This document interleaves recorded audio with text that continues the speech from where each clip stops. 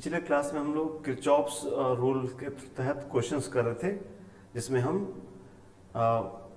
Value निकालते थे current का डिफरेंट रजिस्टर्स में और किरचॉफ्स लॉ यूज करते थे। इसके पीछे आप देखे होंगे हम लोगों ने क्या किया कि बहुत सारे जो अपने रजिस्टर्स होते थे उनको जोड़ के एक में कर लेते थे और फिर करंट निकालते थे।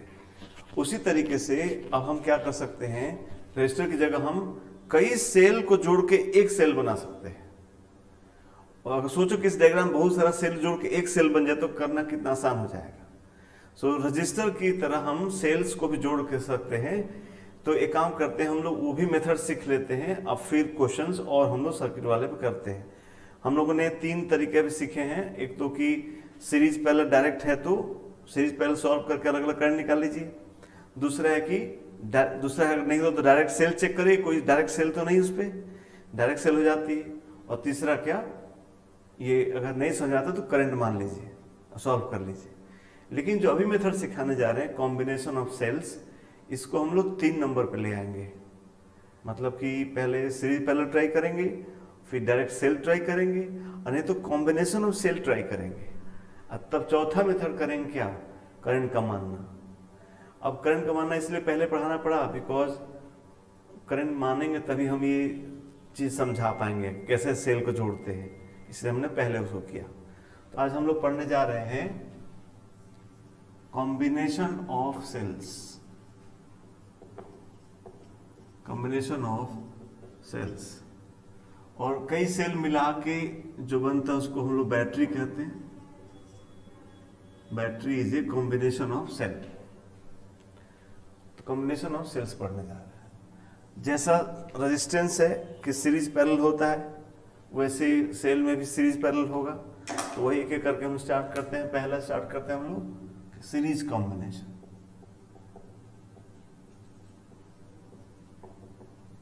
सीरीज कॉम्बिनेशन ऑफ सेल्स जैसे कैसे, ये एक सेल हो गई, ये दूसरी सेल हो गई, ऐसे तीसरी सेल हो गई, एंड सो ऑन। मान लीजिए हमारे पास इसी तरीके की n सेल्स है, ये A और B के अंदर ऐसी n सेल्स है, हमारे n सेल्स जुड़ा हुआ।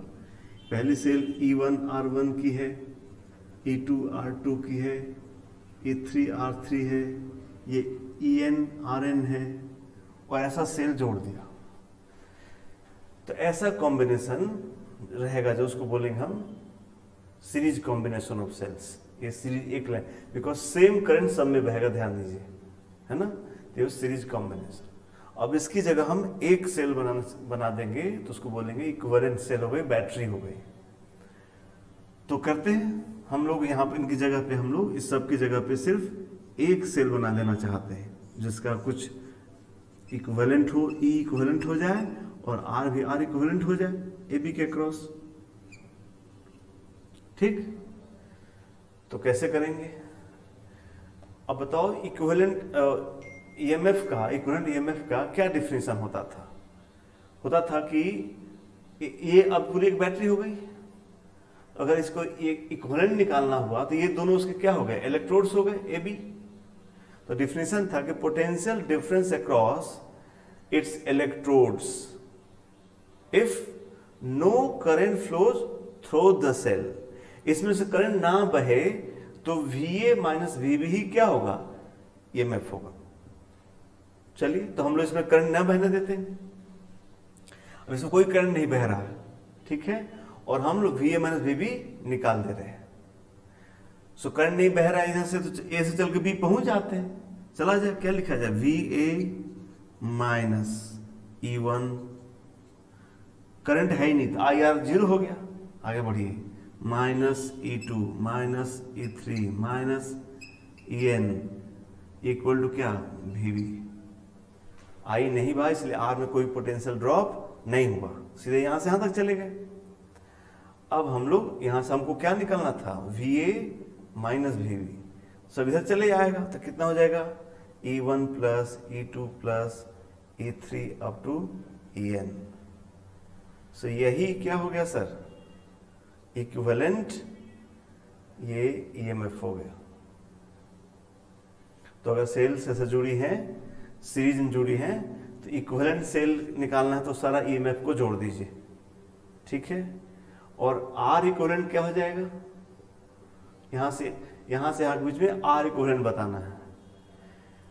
तो आर इक्विवेलेंट बताना है, तो अगर इसमें करंट बहता तो क्या होगा, वही करंट जो करंट R1 बहता same current R2 R3 Rn बहता, यानी दी रजिस्टर्स आर इन क्या सीरीज। बीच में सेल देख के नहीं घबरा जाना कि सेल भी तो होगा, सेल होगा तो पोटेंशियल डिफरेंस होगा, वहां पर एनर्जी लेन देन होगा, लॉस गेन होगा। आपको क्या मतलब, आप तो रेजिस्टेंस कर रहे हैं ना। मैं आपको जैसे कोई एक सेल दिया जाए, पूछा जाए कि इसका पोटेंशियल डिफरेंस बताओ तो ई बोलोगे, रेजिस्टेंस बताओ तो आर बोलोगे, दोनों कंफ्यूज ना करो। सो यहां से आप जाओगे तो सभी आर आपको एक लाइन में मिलेंगे, same current will flow through each and every register, so they will be assumed to be in क्या series. So R equivalent will be R1 plus R2 plus R3 up to क्या Rn। तो ये हो गया R equivalent. So now we have combined this whole lot of क्या cells in one cell which has equivalence, E equivalence equal to E1 E2 En and R is R1 plus R2 Rn. But one thing here, it was diagram ऐसा लिखा था मैंने कि सब में left में ही सबका क्या था हाई था, वो देख रहे हैं ये बड़ा वाला लाइन सबके लेफ्ट में है, सबका पोलरिटी एक जैसा था। लेकिन अगर किसी ने कोई सेल ऐसा जरूरी कोई उल्टा जोड़ दिया, किसी ने E3 को उल्टा जोड़ दिया, मतलब इधर छोड़ इधर बड़ा कर दिया, तो अब क्या लिखते हैं -E1 -E2 प्लस E3, यानी यहाँ साइन बदल जाता। तो ऐसा कोई दिक्कत नहीं कि ये है ये उल्टा हो गया, तो यहाँ पे E3 की जगह यहाँ पे क्या लिख लेते, माइनस लिख लेते, तो ऐसा दिक्कत नहीं।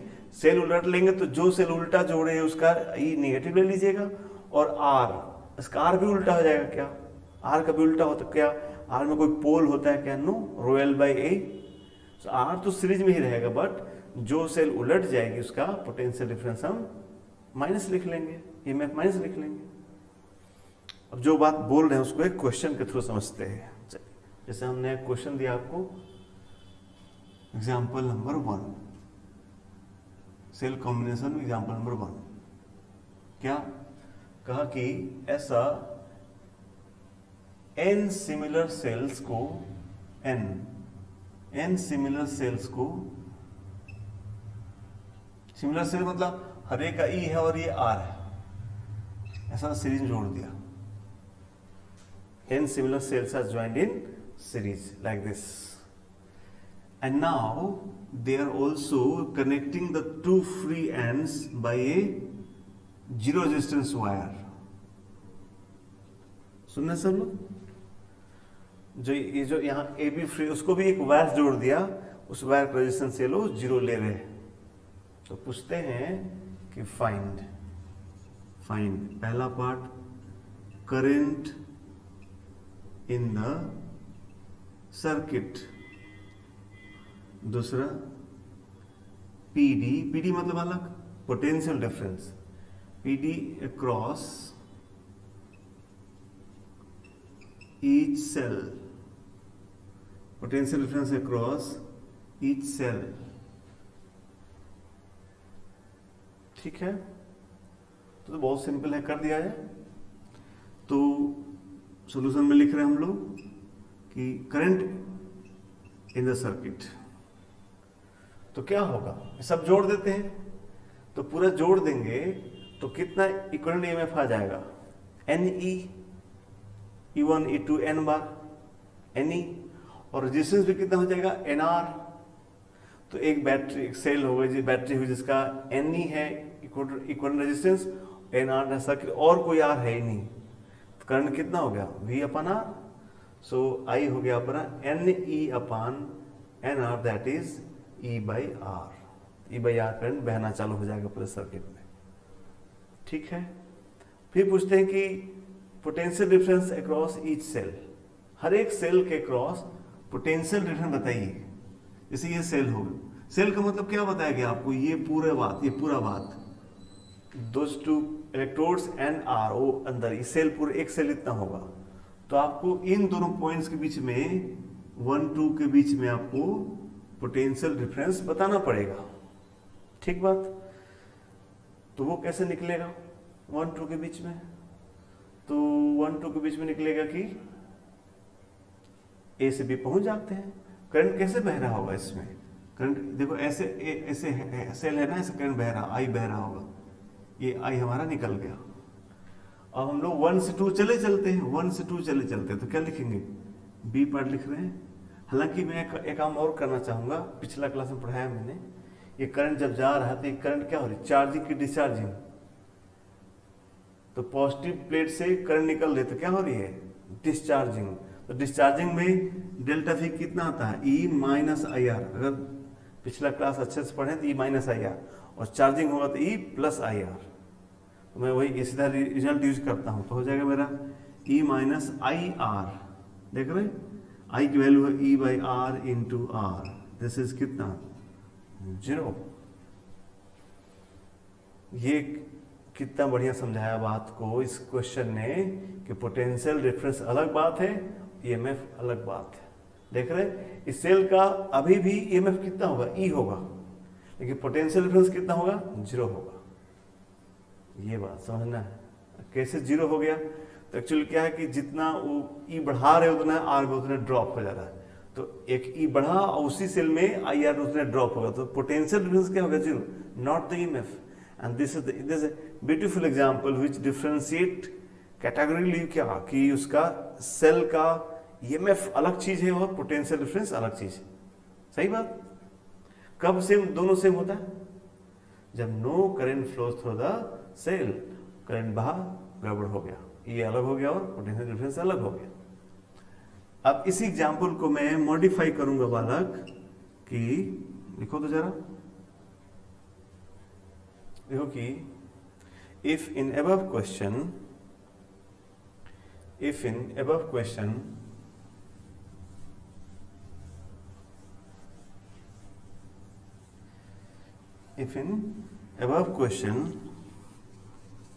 two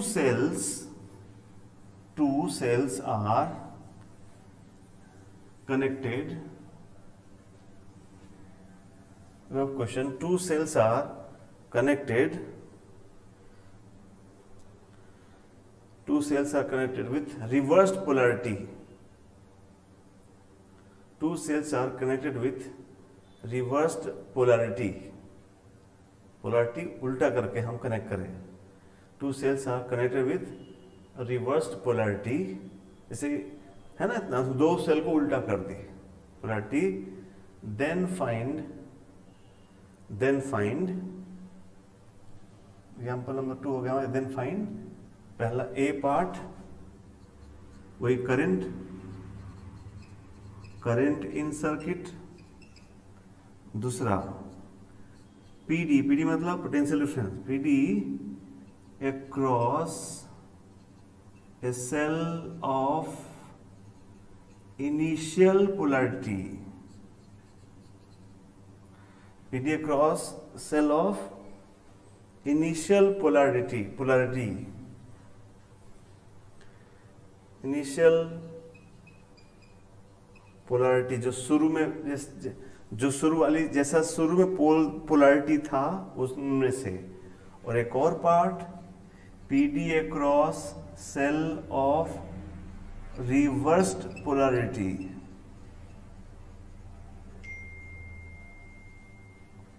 समझ में? सेम भाई एक पोलैरिटी से सब बना हुआ था तो उसके क्रॉस बताना था। अभी जो कहा ना कि दो सेल का पोलैरिटी उलट दिया, तो उसमें से किसी एक सेल का बीच का हमको पोटेंशियल डिफरेंस निकालना है। मिल करेंगे क्वेश्चन, हम लोग सॉल्यूशन लिखते हैं। मैं जब बात पूछूं उसको आप अपने से सोच के बताओ। क्या? करंट बताना पहले। तो क्या हुआ? कितनी सेल्स हमारे पास है? n सेल्स है। दो सेल उलट गई तो कितना सीधा रही? दो सेल, n में से दो सेल तो उल्टा हो, दोनों को छोड़ो, कितने लॉ भी सीधा जुड़े हुए? n-2। अच्छा, अब n-2 सीधा जुड़े हुए हैं, लेकिन जो ये दो उल्टा हुआ तो वो दो को खाएगा।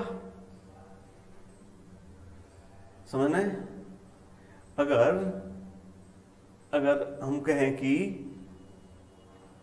5 बच्चे एक लाइन में खड़े हैं, 5 बच्चे एक लाइन में खड़े और रो में खड़े और पांचों एक दिशा में सबको धक्का मार रहे हैं, तो नेट इफेक्ट 5F का आ सकता है। बट शुरू का 2 बच्चा उलट जाए, 5 ऐसे मूव करके खड़े थे, 2 बच्चा उलट जाए, तो क्या 3 का एक दिशा में लगेगा, 2 का उल्टा लगेगा, तो नेट इफेक्ट कितना हो? 3 - 2 कितना हो गया? 1 का इफेक्ट आएगा। तो 2 उल्टेंगे तो 2 को खाएंगे पहले, बिकॉज उल्टेंगे 2 फोर्स नलीफाई कर देंगे, तो 2 उल्टे 2 सेल को नलीफाई, 2 लोग को नलीफाई करते, बच्चा एक आदमी जो लगाएगा वही धक्का मारेगा। इसलिए n जो n सेल था उसमें से 2 उलट दिए तो 2 और गया, वो 2 मिलकर 0 हो जाएंगे, तो बचा कितना? n-4। तो इफेक्टिवली अब ईएमएफ कितना रह जाएगा? n-4। इसलिए हमारा करंट हो गया कितना, लिखने जा रहे हैं हम करंट, आई हो गया n-4e अपान कितना? रेजिस्टेंस नहीं उलटता, रेजिस्टेंस में कोई पोल नहीं होता, ऐसा रखो ऐसा रखो आर ही रहता है, रोएल भाई, इसलिए ये करंट, अब ये करंट हो गया n-4e अपान nr। अच्छा, दूसरा, अब देखो ये निगेटिव, आई निगेटिव मत ना हो जाए, इसलिए क्वेश्चन का हिस्सा होना चाहिए। क्वेश्चन दिया रहेगा कि n ग्रेटर देन 4, ठीक है, ये क्वेश्चन में गिवन रहेगा कि n इज ग्रेटर देन 4, ये क्वेश्चन का हिस्सा दिया रहेगा। चलो बराबर, तो हम निकालते हैं potential difference across cell of initial polarity. n4 ज्यादा है, मतलब उल्टा जोड़ने वाले लोग कम है, सीधा जोड़ने वाले लोग ज्यादा है। जो सेल सीधा जोड़ी है वो क्या हो रही है, उनमें से करंट निकल रहा होगा, डिस्चार्ज हो रही होंगी। तो जो इनिशियल पोलैरिटी वाली हैं वो डिस्चार्ज हो रही होंगी, और एक जो उल्टा हो जाएगा तो क्या होगा? चार्ज, देखो ऐसे करंट बह रहा है बालक, एक सेल करंट इसमें ऐसे आ रहा है और मैं एक सेल को जोड़ दूं कैसे, तो ऐसे, तो देख रहे हो आप, तो जो इनिशियल पोलैरिटी वाली है उसमें से करंट ऐसे जा रहा है और रिवर्स में ऐसे जा रहा है, करंट ऐसे ही जाएगी। तो इनिशियल पोलैरिटी वाली क्या होंगी? डिस्चार्ज होंगी, और रिवर्स वाली चार्ज होना चालू हो जाएंगी। तो वही बात से हम क्वेश्चन कर देंगे। तो बी का हो गया PD across cell of initial polarity. बोलो आंसर लिखो, कितना है बताओ सब लोग। Delta V equal to across cell of initial वाली क्या होंगी? चार्ज की डिस्चार्ज, तो आंसर लिखाएगा E-IR। आई वाले यहां पुट कर देंगे हम लोग, तो कितना हो जाएगा? E-IR, IR आ जा रहा है n-4e अपान n। ये आंसर हो गया। थोड़ा अपने से और इसको सॉल्व कर लीजिएगा, कर ही लेते हैं। कितना हो जाएगा बताइए? NE हो जाएगा यहाँ पर, NE minus NE plus 4e upon n, so it becomes 4e upon n। और C में क्या कर ले, जो रिवर्स पोलैरिटी वाली हैं वो चार्ज होंगी, और चार्ज होगी तो डेल्टा V कितना हो जाएगा? E plus IR। इस चार्जिंग डिस्चार्जिंग वाली जो मैं बात बोल रहा हूँ, जिस किसी दोस्त को भी इसमें कंफ्यूजन हो रहा है वो पिछला क्लास देखे, नोट्स बनाए होंगे आपके, हमें क्या बात कर रहे हैं बहुत डिटेल में पिछले क्लास में आपको पढ़ाया है, तो जाकर देखिए। E plus IR, so E plus IR is यहाँ प्लस हो जाएगा बस, n-4e अपान n। सॉल्व कर लीजिए इसको, ठीक है। तो ये बात हो रिवर्स पोलैरिटी और सिंपल। ये हुआ सीरीज कॉम्बिनेशन, 2 सेल को हम सीरीज में जोड़ेंगे तो ऐसे आएगा, ठीक है। अब दूसरा है पैरेलल कॉम्बिनेशन।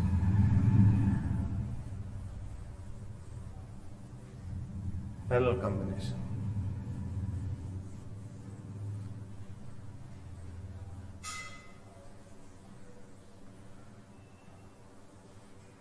वो देखा जाए, पैरेलल कॉम्बिनेशन देखा जाए, इसको डाल लेते हैं।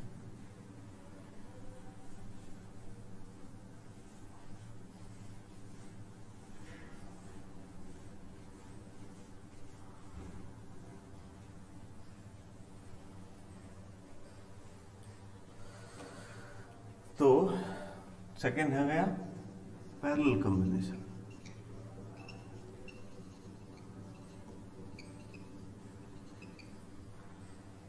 दो सेल को पैरेलल जोड़ेंगे, फिर से मल्टीपल सेल भी जोड़ सकेंगे।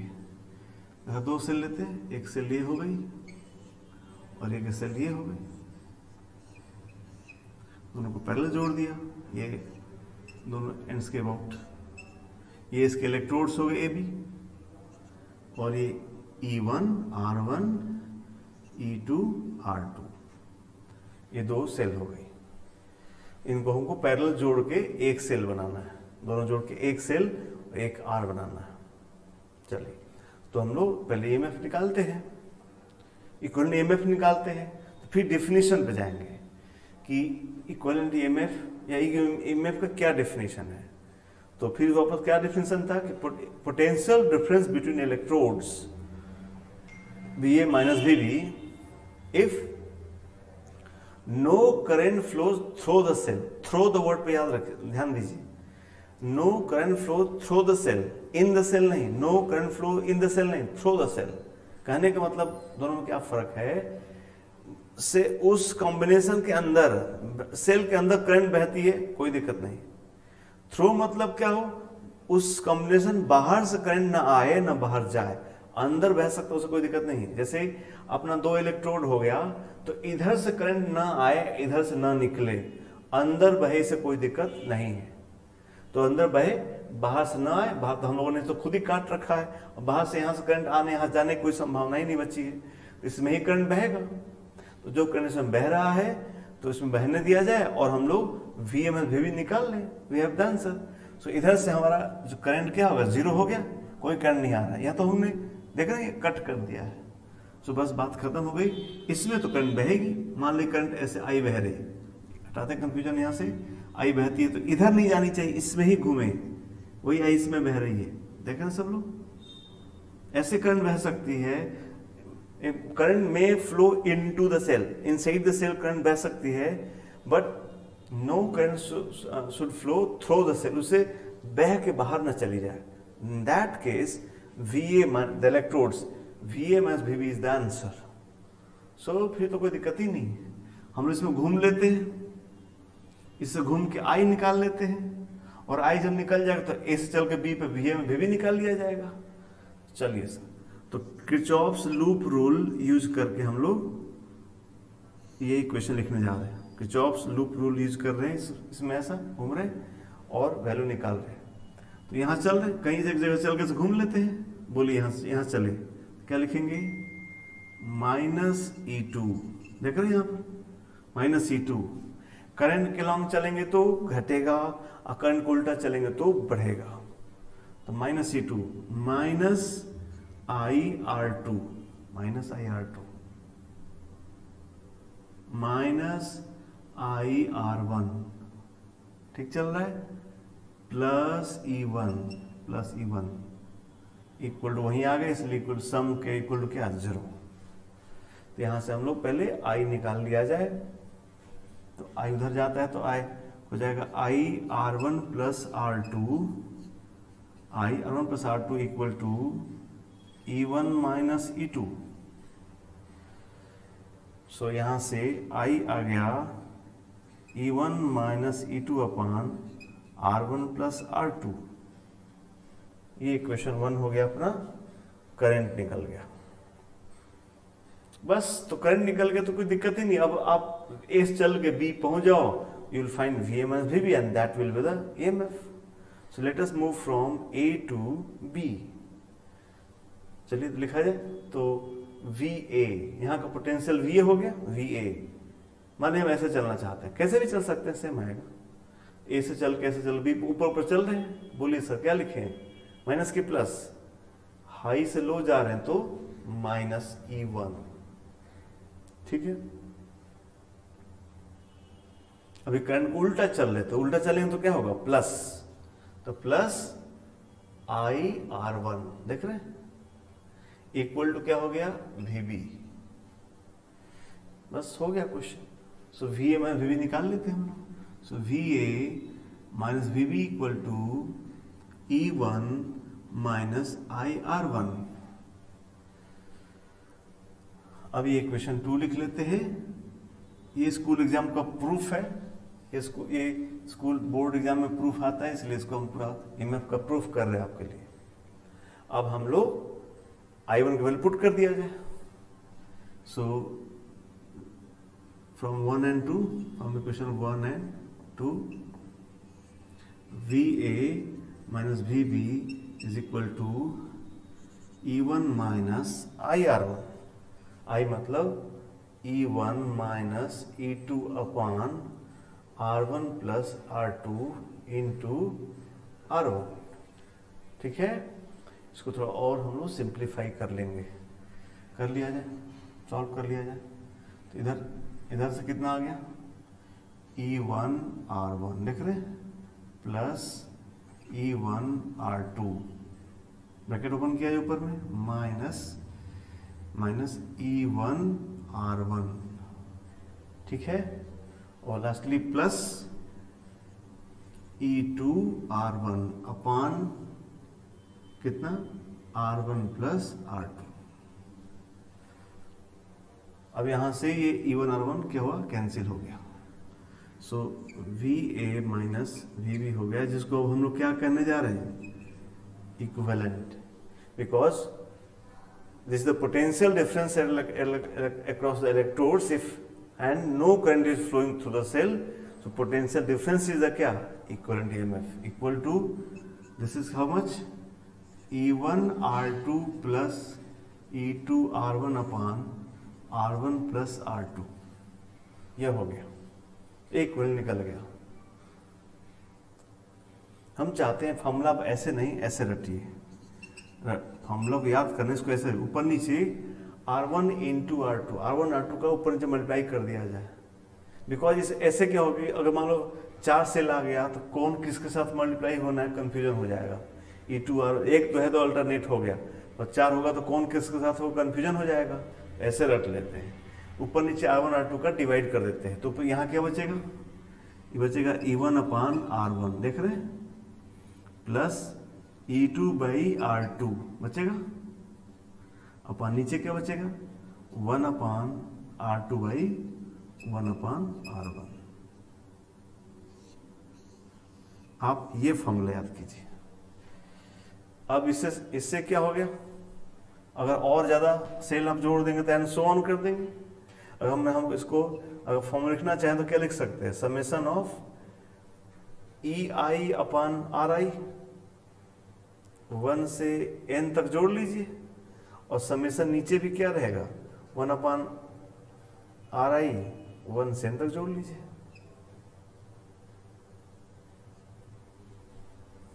इस तरीके से हम अगर 2 से अधिक सेल भी रहेगी पैरेलल में तो हम उसका ऐसा रेजिस्टेंस इक्विवेलेंट सेल बना सकते हैं। ऊपर E1 E2 सारा जोड़ते चले जाना है, और रेजिस्टेंस नीचे R1 अपन R1 जोड़ते चले जाना है। तो ये हुआ इक्विवेलेंट का प्रूफ हो गया।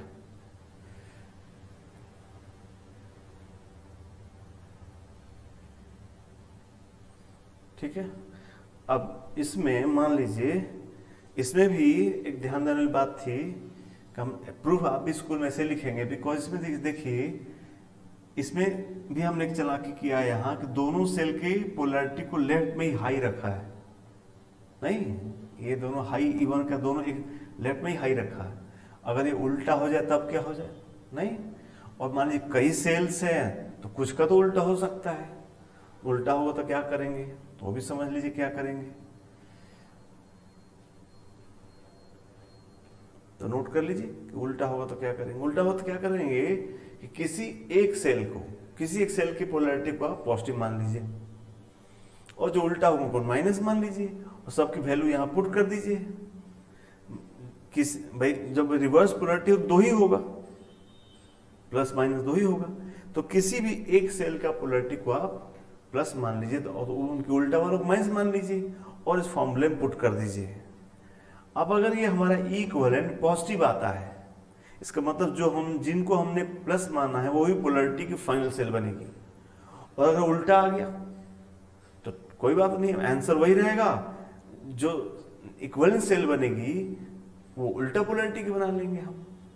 ठीक है, तो नोट कर लीजिए इस बात को, नोट करिए, नोट यहाँ लिखिए, नोट लिखा जाए कि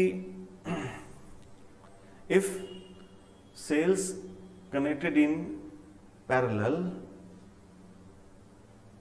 cells connected in parallel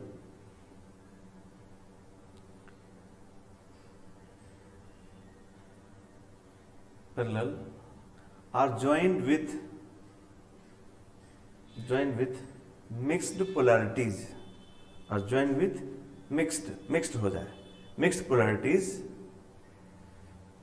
joined with mixed polarities, then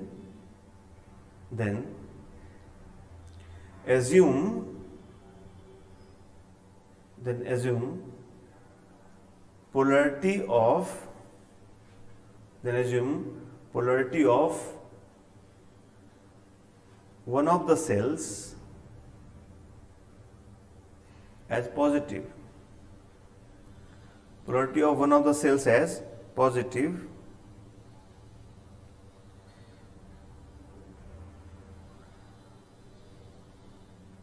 and others as negative,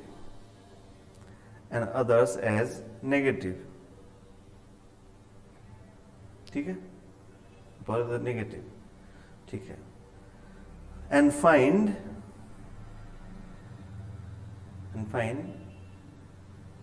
E equivalent,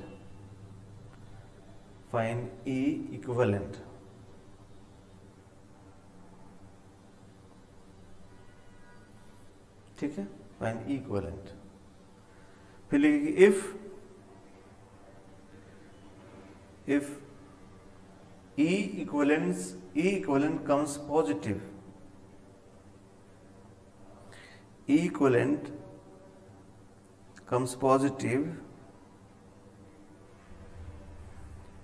then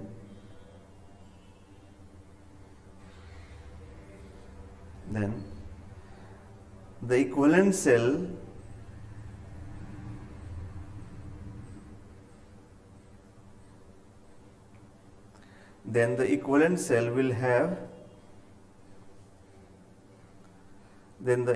cell will have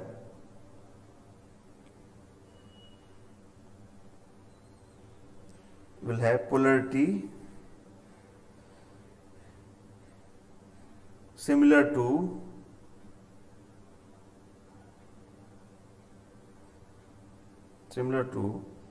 the assumed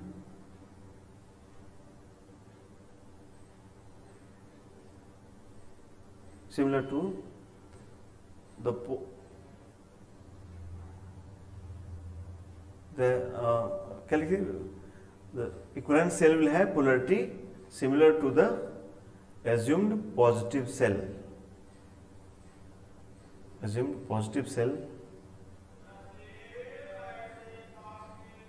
and if E equivalent is negative, then it will have reverse polarity.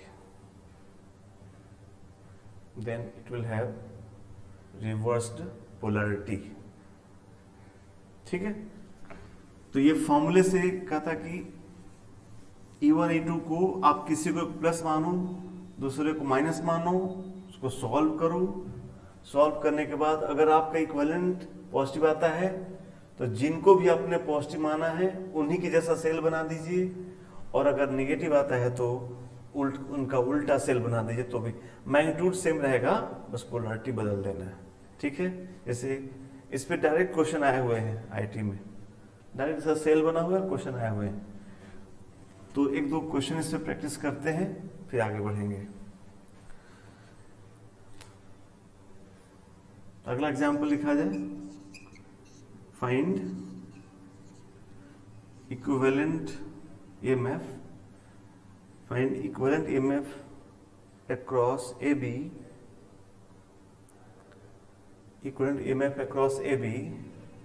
in following circuit.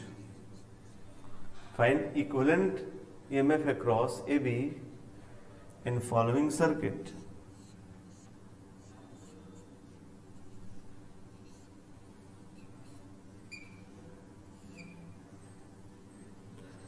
कीजिए, इसको अपने से सब लोग कीजिए।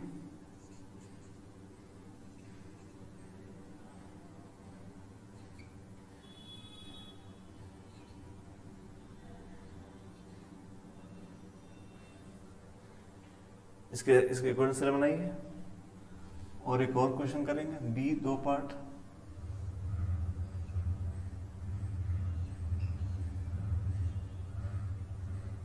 दोनों question करने के बाद आप आंसर मैच कराएंगे।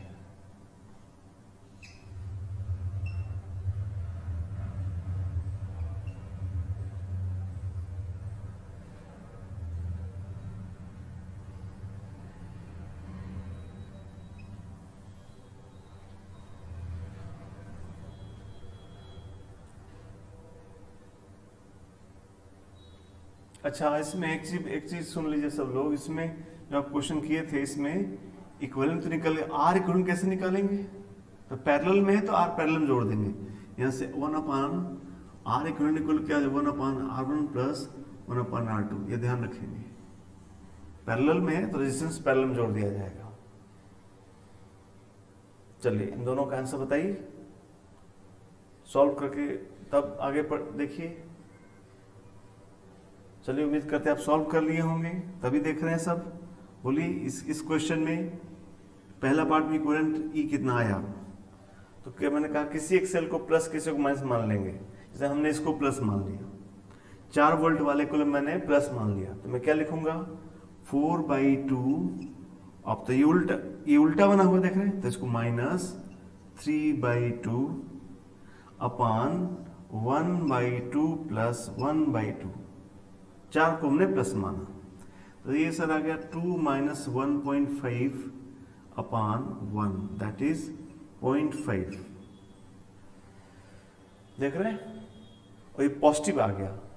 पॉजिटिव आ गया मतलब जिसको हमने सेल को पॉजिटिव माना था उसकी जैसी इक्विवेलेंट सेल बनाएंगे।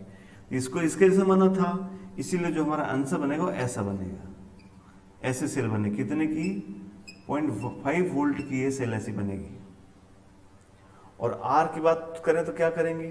2 ओम को पैरेलल जोड़ना है, तो 2 ओम को पैरेलल जोड़ेंगे तो क्या हो जाएगा? 2 का पैरेलल हो जाएगा 1 ओम। ये आंसर हो गया।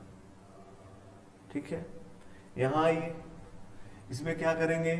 इन दोनों सेल को एक जोड़ेंगे और फिर इसको सीरीज में जोड़ेंगे। तो पहले इन दोनों को पैरेलल जोड़ते हैं। पैरेलल बोलिए, इन दोनों को पैरेलल जोड़ेंगे तो कितना आएगा? तो इस बार अच्छा है कि दोनों का पोलरिटी हमने राइट वर्ड ही बनाया, एक ही जैसा बनाया है, इसमें कोई दिक्कत नहीं। तो क्या कर ले?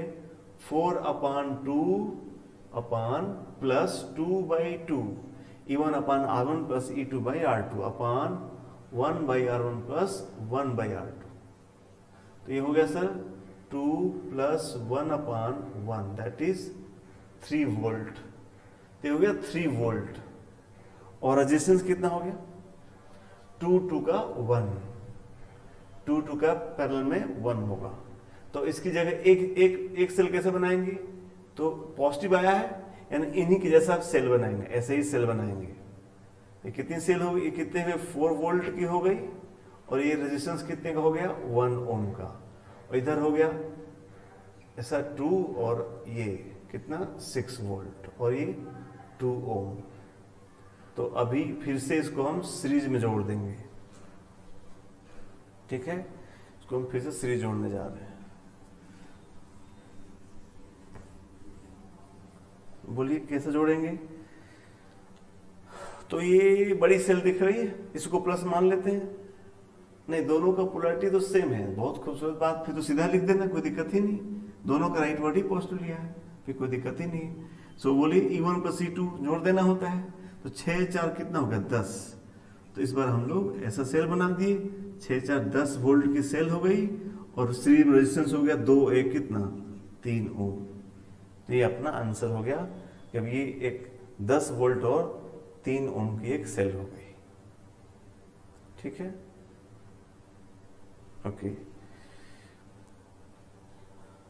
और क्वेश्चन करते हैं हम लोग, और क्वेश्चन करते हैं। रेजिस्टेंस को पैरेलल में जोड़ देना है।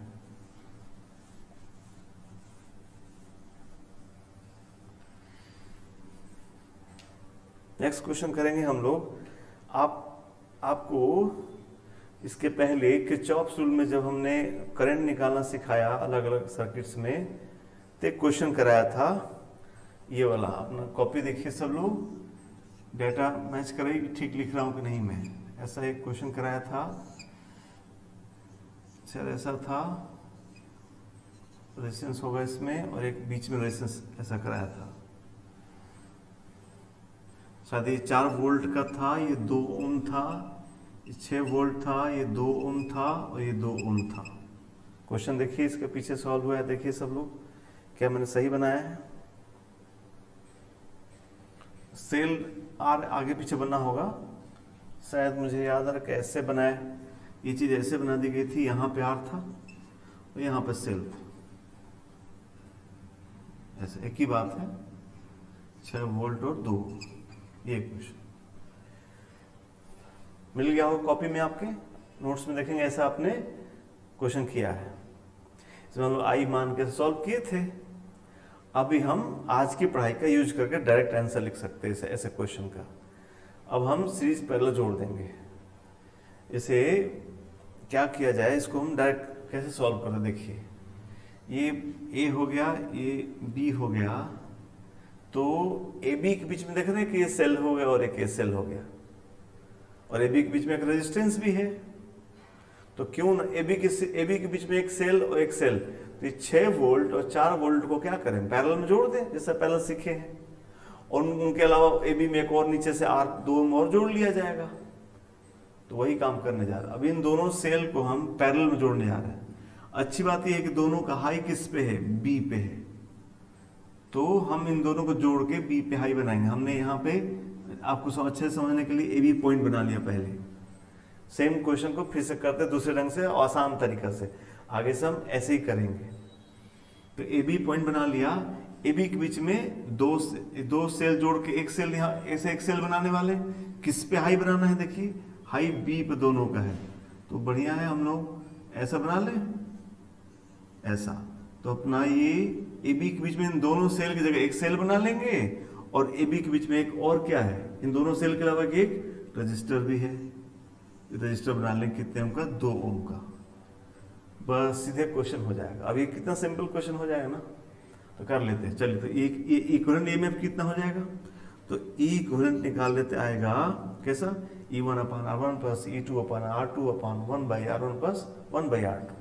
बोलिए कितना हो जाएगा, 4/2 प्लस कितना, 6/2, 4/2 प्लस 6 प्लस हमारा क्यों, दोनों का पोलरिटी सेम है, बाई 2/1/2 प्लस 1/2। यानी कितना हो गया सर, ये हो गया 2 प्लस 3/1, दैट इज 5 वोल्ट। और आर इक्विवेलेंट कितना हो जाएगा, 2 का कितना होगा, 1 पैरेलल में। बस तो ये हो गया 5 वोल्ट की क्या हो गई, सेल हो गई, और इक्विवेलेंट रेजिस्टेंस हो गया कितना, 1 ओम। बस हो गया क्वेश्चन। अब पूछा कि करंट बताओ, बोलो करंट वाला, ऐसा करंट बहेगा अब तो, ऐसा करंट बहे, कितना ऐसा करंट चलेगा तो कितना चलेगा, 5 वोल्ट है, 1 ओम कितना, 3 ओम हो गया, और 5 वोल्ट हो गया। इसलिए ये करंट जो आई हो गया, ये आया है कि 5 बाई कितना हो गया, 3 एम्पियर। अब अपना कॉपी में चेक कीजिए कि आपका आंसर इसमें ऐसे बी से, देखिए बी से आ रहा है ना, बी से में इसमें 5/3 एम्पियर आया कि नहीं, आप चेक कीजिए। देखिए उसमें एक ऐसा घूम घूम के इक्वेशन बनाना पड़ा था, अब हम लोग डायरेक्ट कर सकते हैं। ठीक है, तो इसका यूज ऐसा कर सकते हैं। इसमें आ गया तो कोई पूछेगा इसमें करंट बताओ, तो कैसे करोगे, ये कैसे होगा।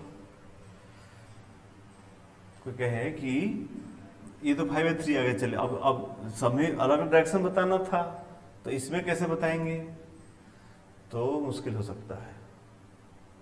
चलो एक तो डायरेक्ट आया। इसको करने के लिए तरीका ये है कि पोटेंशियल डिफरेंस यहाँ का बीच का कितना आ रहा है, 5 वोल्ट है, ये में 5 वोल्ट है, तो यहाँ से यहाँ चले जाएंगे, यहाँ से ए बी से चलेंगे हम लोग, ए से बी जाएंगे, इसका क्रॉस पोटेंशियल डिफरेंस पता हो चुका है ना। पोटेंशियल डिफरेंस कितना है, 10/3। VA माइनस VB कितना हो गया, 10/3, IR 10/3। 10/3 यहाँ से आ गया, तो इसमें अगर करंट I मान के चलो तो पहुंच कर सकते हो कि VA + 4 - IR = VB and VB minus VA कितना लिख देंगे, 10/3। यहाँ से I आ जाएगा, यहाँ से भी I आ जाएगा। तो ऐसे शॉर्टकट तरीके से कर सकते हैं। अभी एक बात और बताएंगे आपको इस सेम चीज में, एक चीज और देखिए, वो भी अच्छा बात, वो भी एक अच्छी तरीका है, वो भी देखिए। इसी को हम फिर से कर रहे हैं, 2 मेथड, एक पहले करेंगे, अभी करेंगे, एक और मेथड कर रहे हैं, अल्टरनेट मेथड। देखिए एक और अल्टरनेट मेथड कर रहे हैं आपके लिए।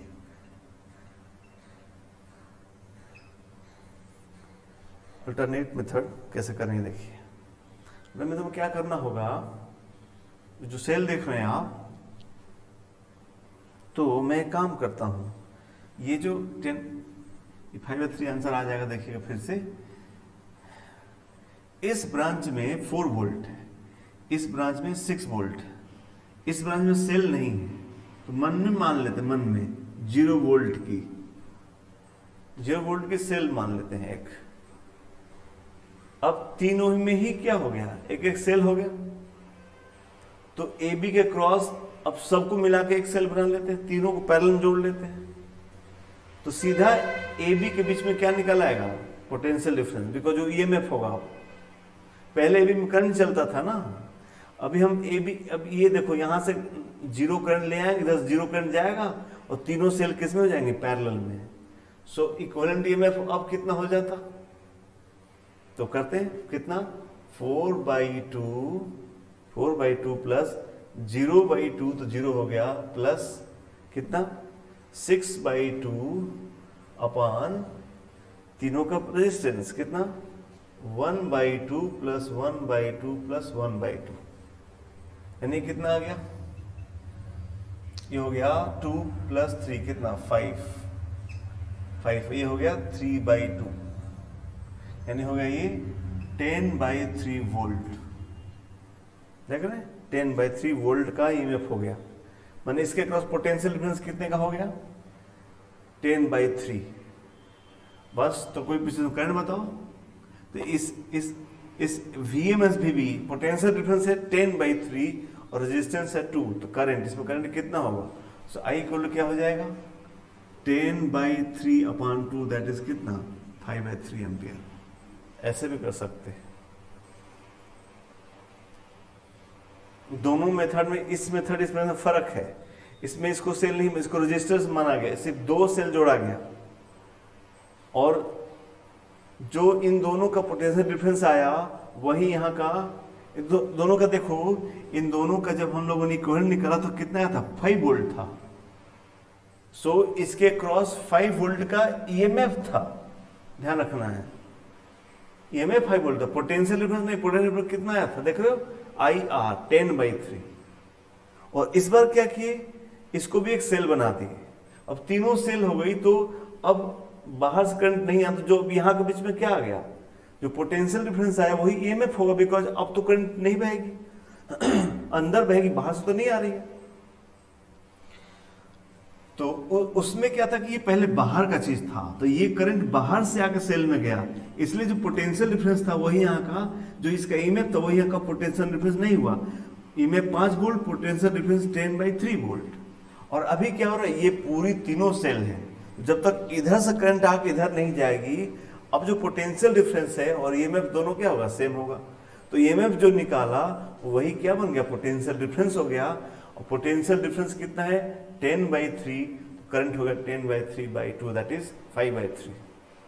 सारा बात समझना है, ये नहीं कि हमको ये अच्छा लग रहा है, वो अजीब है, ये ऐसा कुछ नहीं, सारे रास्ते समझने हैं।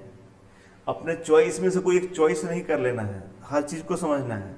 अगर कोई एक ही चीज अच्छा होता तो सर आपको एक ही चीज पढ़ा के छोड़ दे, नहीं नहीं यही सब सही है, ये सब कौन पढ़ेगा, किरचॉफ रूल से घूम लो, ऐसा नहीं, कंप्लीट जे एडवांस जे या मेंस तक भी जो अगर क्वेश्चन देखना करना चाहते हैं, आपको बेस्ट मेथड पता होना चाहिए और सबसे लिस्ट टाइम टेकिंग पता होना चाहिए।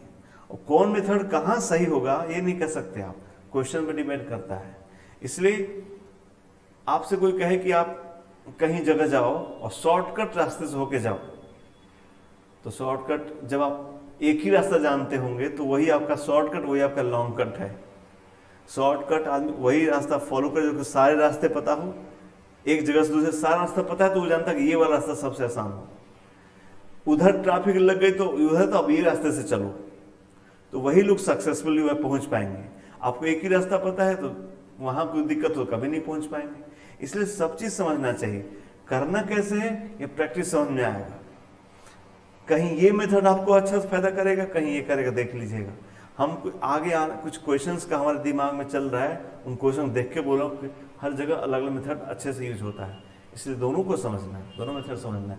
और ऑफ कोर्स अब तो ये तो शायद आप भी मान रहे होंगे कि सर ऐसे क्वेश्चन में जहां पे हम सेल को जोड़ सकते हैं, I1 I2 मानने का कोई जरूरत नहीं।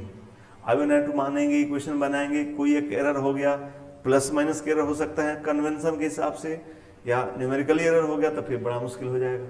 सेल में कम बात है तो कम एरर होने का चांस है, ठीक है। ये मेथड आप सेल का पढ़ लेंगे, ये जरूरी है आपके लिए। ओके, एक बात और करेंगे तब आज फिनिश करेंगे।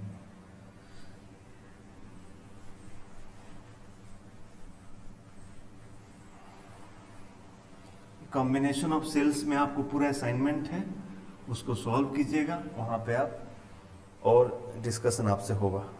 पूरा असाइनमेंट है, उसको सॉल्व करेंगे। हम आपको एक और चीज बता दें, एक होता है मैक्सिमम पावर थ्योरम।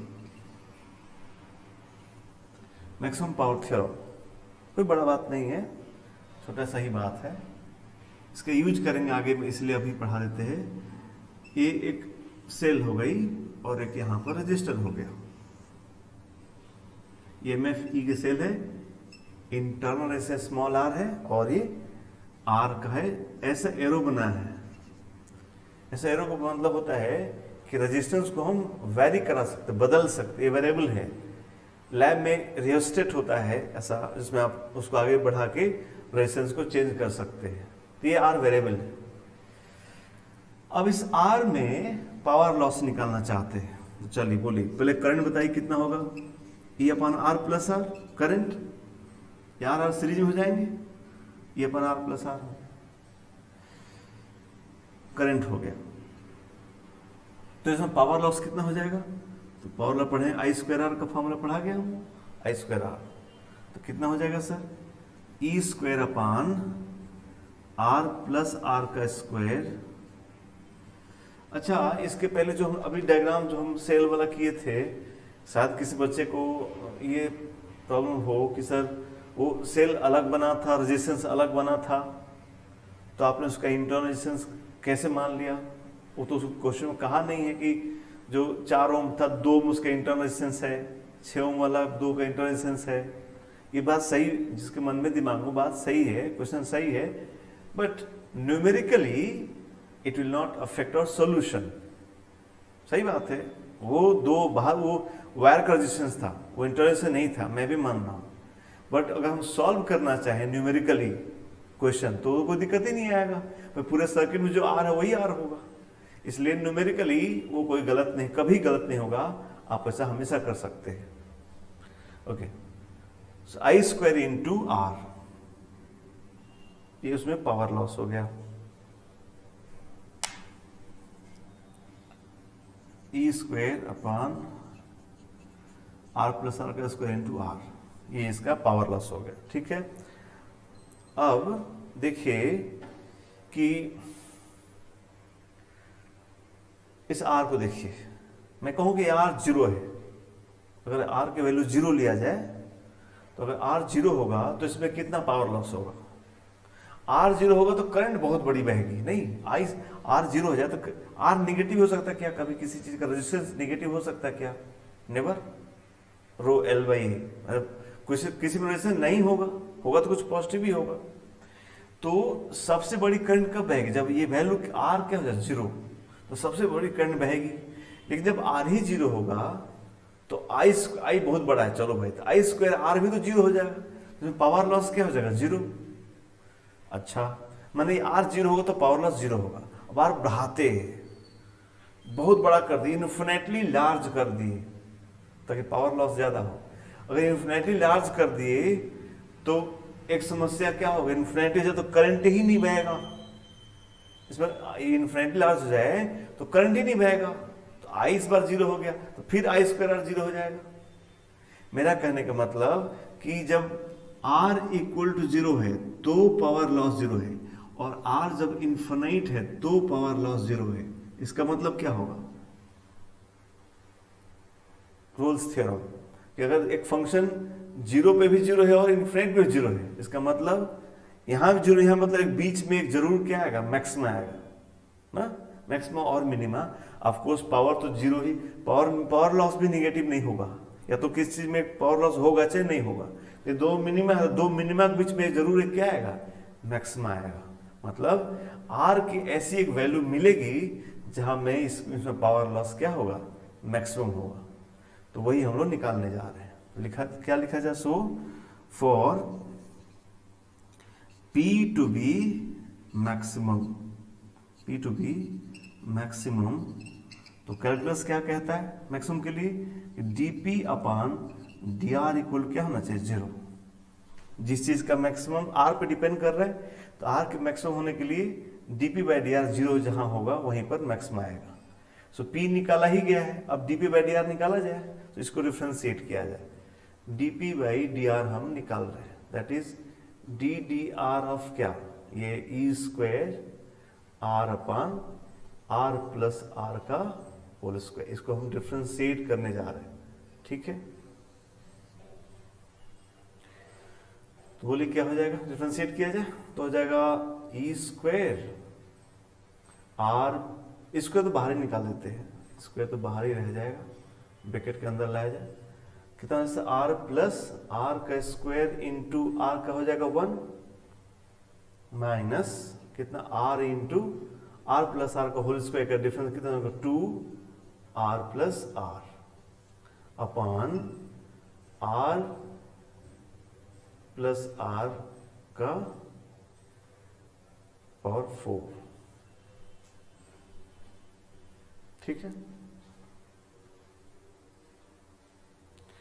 तो बस इसको सॉल्व कर, थोड़ा और सॉल्व कर दिया तो कितना आ जाएगा, ई स्क्वायर, ये हो जाएगा, इसमें से आर प्लस आर कॉमन ले लेते हैं,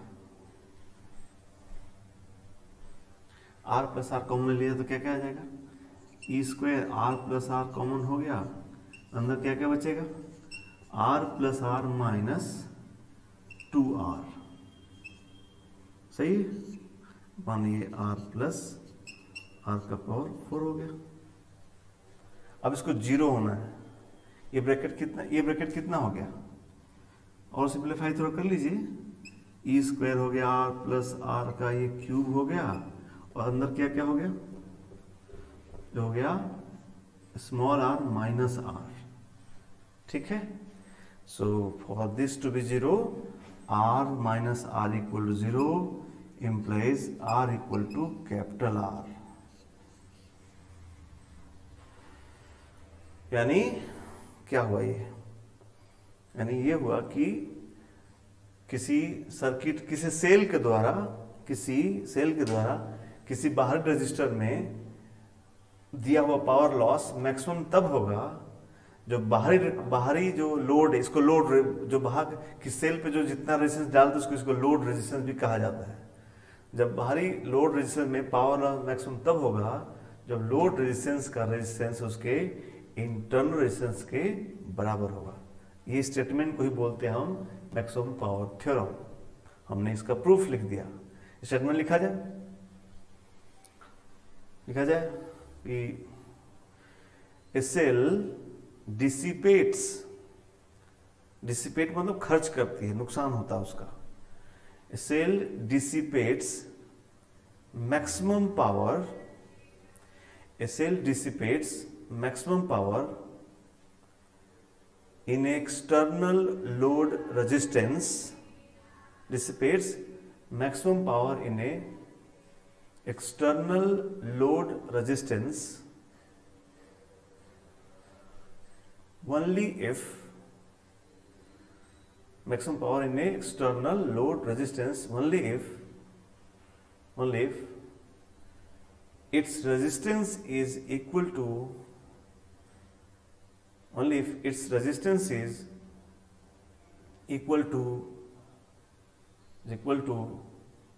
the internal resistance of the cell, is equal to the internal resistance of the cell, internal resistance of the cell। ठीक है, ये हमने प्रूफ भी लिख दिया। आप ये स्कूल का प्रूफ है, ये भी आप जानते रहे। इस पे हम जो बातें लिखे इसका हम लोग एप्लीकेशन नेक्स्ट क्लास में करेंगे, और कॉम्बिनेशन ऑफ सेल थोड़ा सा और पढ़ेंगे नेक्स्ट क्लास में। Okay, thank you.